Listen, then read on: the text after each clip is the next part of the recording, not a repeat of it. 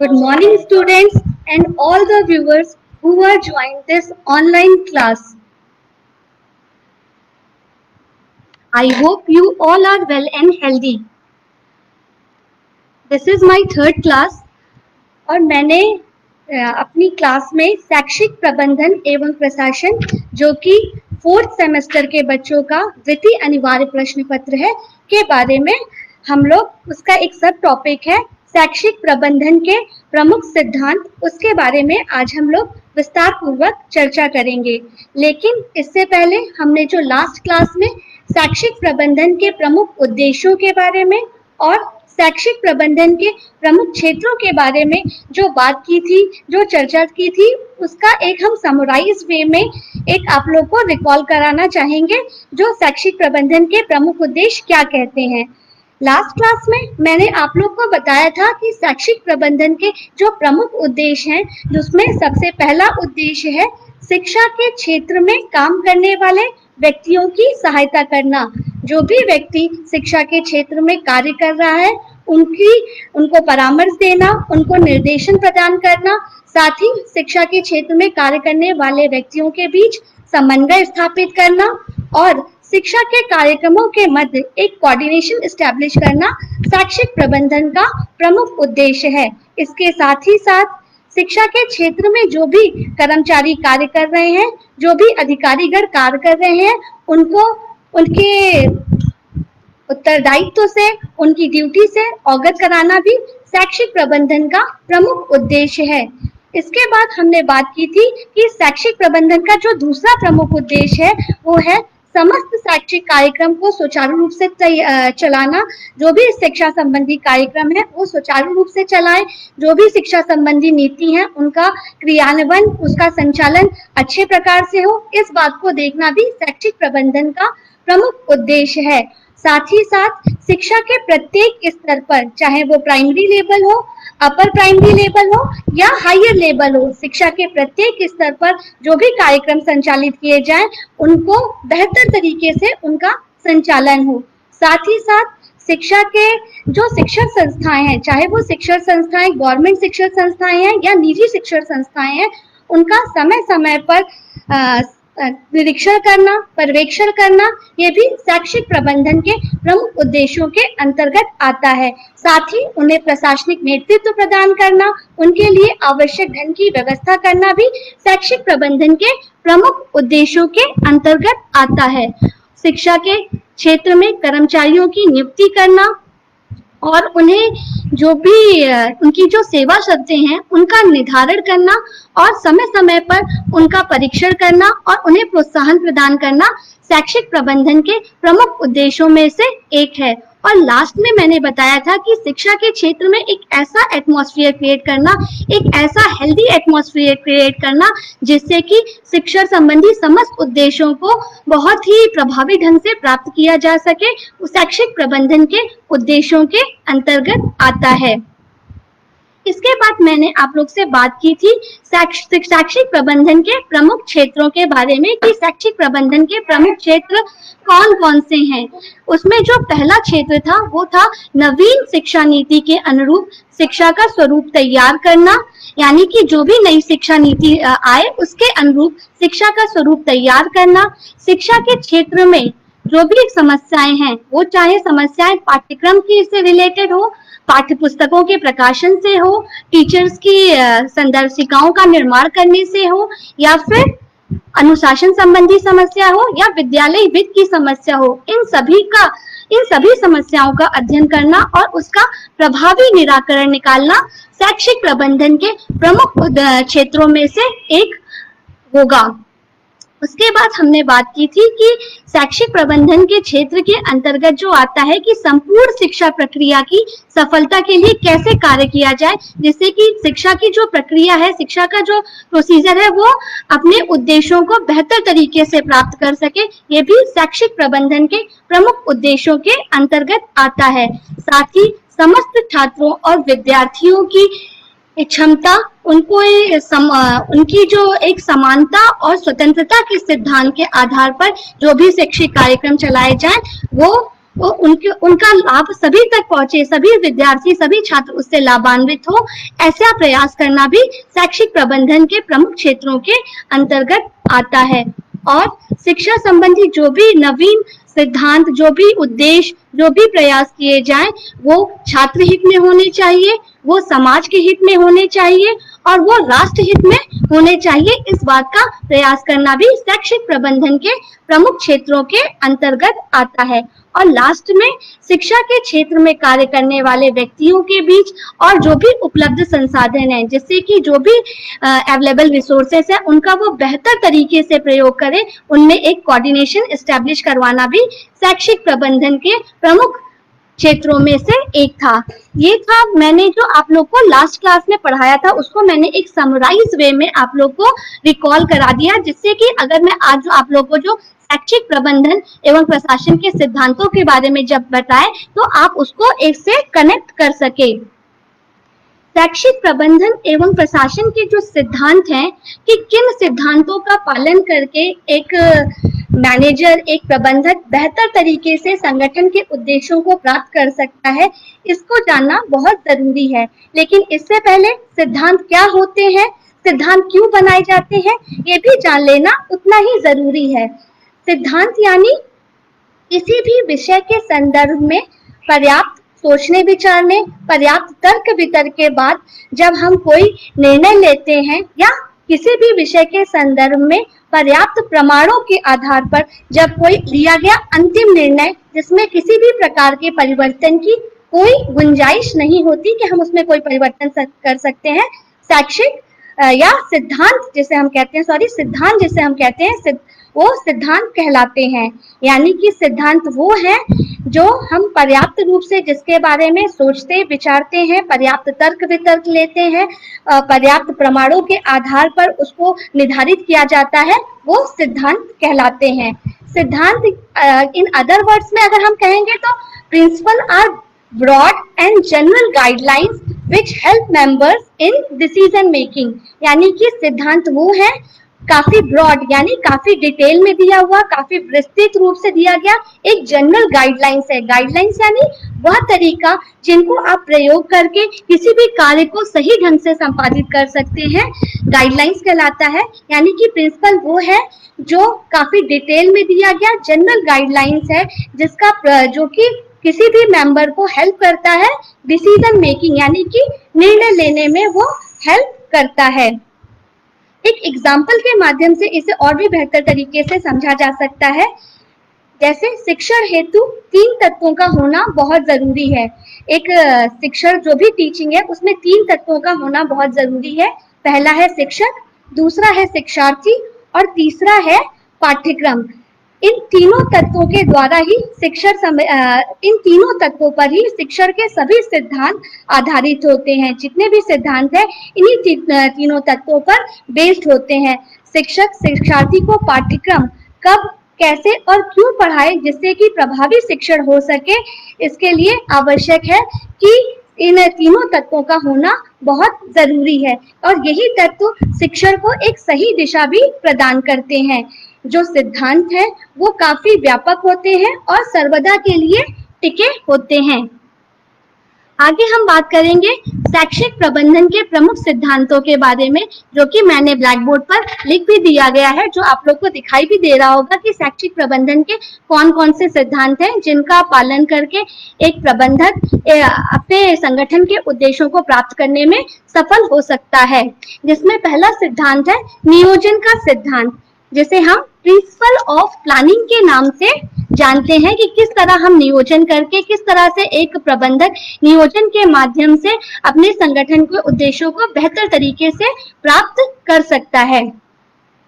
नियोजन का सिद्धांत ये कहता है कि एक कुशल प्रबंधक को अपने समस्त कार्य, अपने प्रत्येक कार्य पूर्व निर्धारित योजना, एक पूर्व निश्चित योजना के अनुसार करना चाहिए। एक कुशल प्रबंधक वही है जो अपना हर कार्य, प्रत्येक कार्य प्री प्लान करके करे। एक एग्जाम्पल के द्वारा इसे और भी बेहतर तरीके से हम समझ सकते हैं कि स्कूल में या किसी भी विद्यालय में अगर परीक्षाओं का आयोजन करना है तो हम इसे पहले से ही प्लान कर लेते हैं कि परीक्षाएं कब ली जाएगी, किन तिथियों के बीच ली जाएगी, परीक्षा में जो पेपर होंगे वो उसमें क्या सिलेबस पूछा जाएगा, ये सभी प्री डिसाइड होता है। इसी प्रकार अगर आपको विद्यालय में कोई भी एनुअल फंक्शन ऑर्गेनाइज करना है, कोई भी जो सांस्कृतिक कार्यक्रम, उसका वार्षिक सांस्कृतिक कार्यक्रम आयोजित करना है, तो ये प्री डिसाइड होना चाहिए कि ये सांस्कृतिक कार्यक्रम किस मंथ में होगा, कौन सी डेट में होगा, इसका चीफ गेस्ट के रूप में हम किन्हें बुलाएंगे,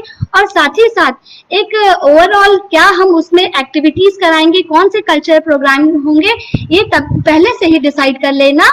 नियोजन के सिद्धांत के अंतर्गत आता है कि किस प्रकार हम नियोजन के माध्यम से, प्री प्लान के माध्यम से संगठन के उद्देश्यों को बेहतर तरीके से प्राप्त कर सकते हैं, या किसी भी कार्यक्रम की सफलता जो है नियोजन के सिद्धांत पर आधारित होती है।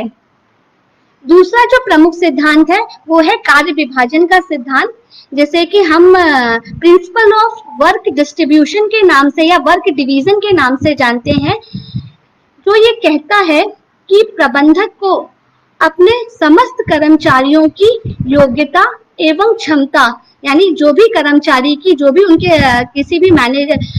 जो भी उसके वर्कर्स हैं, उनकी एबिलिटी और उनकी कैपेसिटी के अकॉर्डिंग कार्यों का विभाजन उनके बीच में करे, जिससे कि वो लोग संगठन के उद्देश्यों को प्राप्त करने में सफल हो सके। एक कुशल प्रबंधक वही है जो अपने कर्मचारियों के बीच जो भी उनकी योग्यता और क्षमता के अनुरूप कार्यों का विभाजन करता है, ताकि उनमें एक उत्तरदायित्व का निर्धारण किया जा सके। तीसरा जो सिद्धांत है वो है संतुलन और समन्वय का सिद्धांत, यानी कि प्रिंसिपल ऑफ कोऑर्डिनेशन। एक प्रबंधक को अपने समस्त मानवीय एवं भौतिक संसाधन, मैंने आपको अपनी पिछली कक्षा में भी ये बात बताई थी कि शैक्षिक प्रबंधन के दो प्रमुख संसाधन हैं, जिसमें पहला संसाधन था मानवीय संसाधन और दूसरा था भौतिक संसाधन। मानवीय संसाधन के अंतर्गत हम लोग शिक्षक, प्रधानाध्यापक, विद्यार्थी, पुस्तकालय अध्यक्ष, प्रयोगशाला सहायक, लिपिक, चतुर्थ श्रेणी कर्मचारी, ये सभी लोग मानवीय संसाधन के अंतर्गत आते हैं। जबकि भौतिक संसाधन के अंतर्गत विद्यालय भवन, शिक्षण अधिगम सामग्री, खेल की सामग्री, खेल का मैदान, फर्नीचर्स, पत्र पत्रिकाएं, पुस्तकें, ये सभी भौतिक संसाधनों के अंतर्गत आते हैं। यानी कि एक प्रबंधक जो है अपने संगठन के उद्देश्यों को तभी प्राप्त कर सकता है, तभी अच्छे से प्राप्त कर सकता है, जब ये अपने मानवीय संसाधनों और भौतिक संसाधनों के मध्य एक कोऑर्डिनेशन एस्टैब्लिश करे, एक समन्वय स्थापित करे, जिससे कि संगठन के उद्देश्यों को शीघ्रता से और अच्छे तरीके से, प्रभावी ढंग से प्राप्त किया जा सके। इसके बाद जो अगला सिद्धांत है वो है उत्तरदायित्व का एवं अधिकारों का सिद्धांत। यानी कि एक प्रबंधक को चाहिए कि अपने अधीनस्थ कर्मियों को समुचित अधिकार सौंपे। जो भी अधिकार दिए जाए उनको समुचित अधिकार, प्रबंधक का यह कर्तव्य है कि उनको समुचित। सबसे पहले नए वीडियो को देखने के लिए आप हमारे चैनल को सब्सक्राइब करें और बेल आइकन को प्रेस करें, जिससे कि जब भी मैं नया वीडियो अपलोड करूं तो आपको उसका नोटिफिकेशन मिल जाए।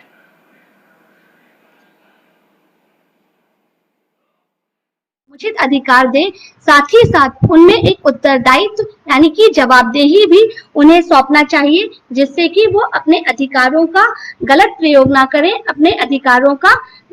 दुरुपयोग ना करें। एक एग्जाम्पल के तौर पर कह सकते हैं कि एक कंपनी है जिसमें एक मैनेजर ने अपने वर्कर्स को एक टारगेट दिया है कि ये टारगेट आपको जून के मंथ में पूरा करना है। अगर वो टारगेट, ये वर्कर्स जो हैं इस टारगेट को पूरा नहीं कर पाते हैं तो उनकी ये जवाबदेही हो जाएगी कि आपने इस टारगेट को क्यों नहीं पूरा किया, जबकि हमने पहले से ही आपको बता दिया था कि इस मंथ में आपको इस टारगेट को पूरा करना है। यानी कि एक कुशल प्रबंधक वही है जो अपने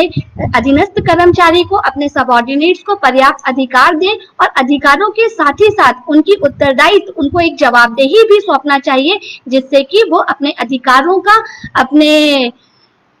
ड्यूटीज का गलत प्रयोग ना करें, उसका दुरुपयोग ना करें। आगे हम बात करेंगे, जो अगला सिद्धांत है वो है सहभागिता का सिद्धांत, जिसे हम प्रिंसिपल ऑफ पार्टिसिपेशन के नाम से जानते हैं।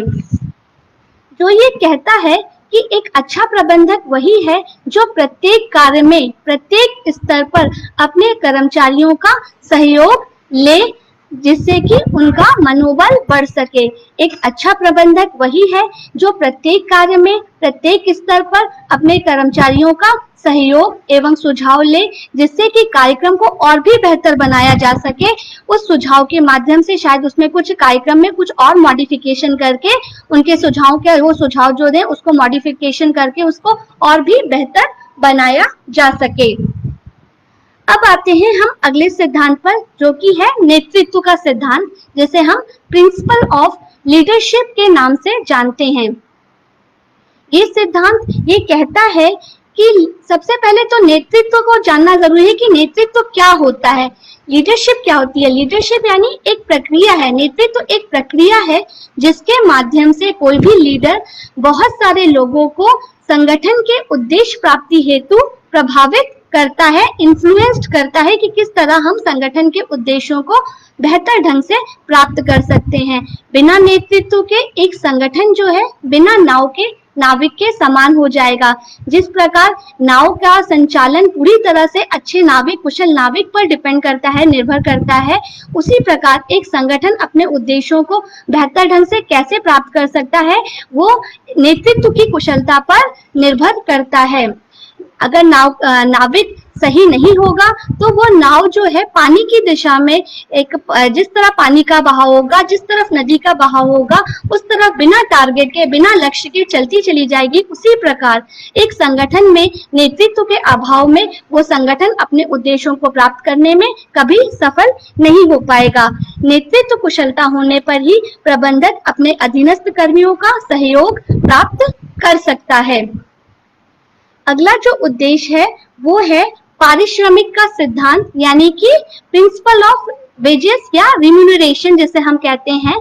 पारिश्रमिक क्या होता है? पारिश्रमिक यानी जो भी व्यक्ति, जो भी कर्मचारी जो मेहनत कर रहा है, जो कार्य कर रहा है, उसी के अनुरूप उसे वेतन और भत्ते दिए जाएं, जिससे कि वह अपने पारिवारिक दायित्वों को भली भांति पूरा कर पाए और पूरा करने के बाद पारिवारिक दायित्वों से मुक्त होकर संगठन के कार्यों में अपना पूर्ण रूप से योगदान दे सके। प्रबंधक को अपने प्रत्येक कर्मचारी को एक न्याय संगत और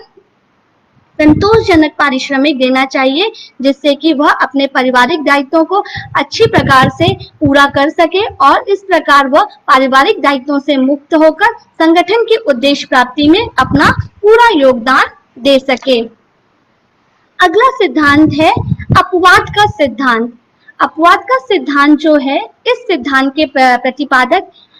फ्रेडरिक डब्ल्यू टेलर थे। मैंने आप लोगों को पहले भी बताया था फ्रेडरिक डब्ल्यू टेलर के बारे में, जो कि इन्होंने प्रबंधन के गुरु माने जाते हैं। इन्हें कहा था मैंने, इन्होंने ही सारे सिद्धांत दिए थे, जिसमें अपवाद का सिद्धांत जो है मेनली इनके द्वारा प्रतिपादित किया गया है, जो ये कहता है कि प्रत्येक प्रबंधक को अपने जो भी अधिकार है उसका एक समुचित रूप से एक लिमिटेशन, उचित प्रयोग करना चाहिए। ये नहीं कि अगर उन्हें अधिकार दे दिए गए हैं तो वो उसका गलत प्रयोग करे। प्रत्येक प्रबंधक का यह कर्तव्य है कि अपने अधिकारों का समुचित और नियंत्रित रूप में प्रयोग करे, या अपने अधिकारों का प्रयोग संगठन के उद्देश्य प्राप्ति की दिशा में ही करे, न कि उसका गलत प्रयोग करे। अगला सिद्धांत आता है आदेशों एवं निर्देश की एकरूपता का सिद्धांत, जो ये कहता है कि प्रत्येक कर्मचारी को जो भी आदेश दिए जाएं, जो भी निर्देश दिए जाएं, उनमें एकरूपता होनी चाहिए, उनमें एक सामंजस्य होना चाहिए। ये ना कि अगर उन्हें कर्मचारी को निर्देश कुछ और दिए जा रहे हैं और आदेश कुछ और दिए जा रहे हैं, जिससे कि उसमें एक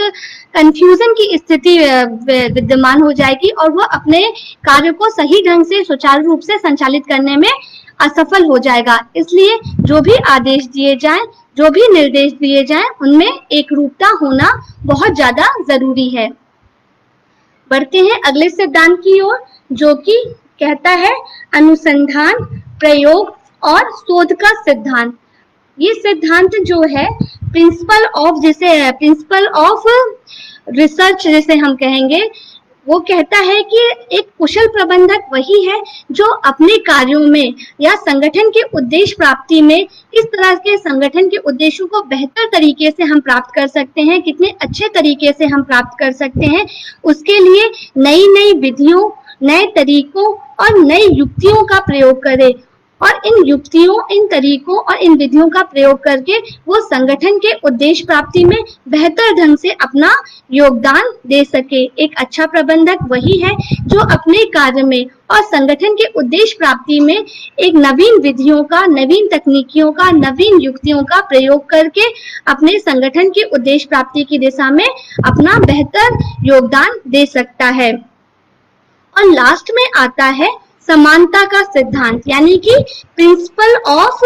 इक्वालिटी जिसे हम कहेंगे, जो ये कहती है कि प्रबंधक को अपने प्रत्येक कर्मचारी के साथ एक समानता के आधार पर, यानी कि बिना भेदभाव के, बिना पार्शियलिटी के प्रत्येक कर्मचारी के साथ समानता का व्यवहार करना चाहिए। तभी वो संगठन, तभी वो संस्था अपने उद्देश्यों को, अपने टारगेट को, अपने लक्ष्यों को प्राप्त करने में सफल हो सकता है।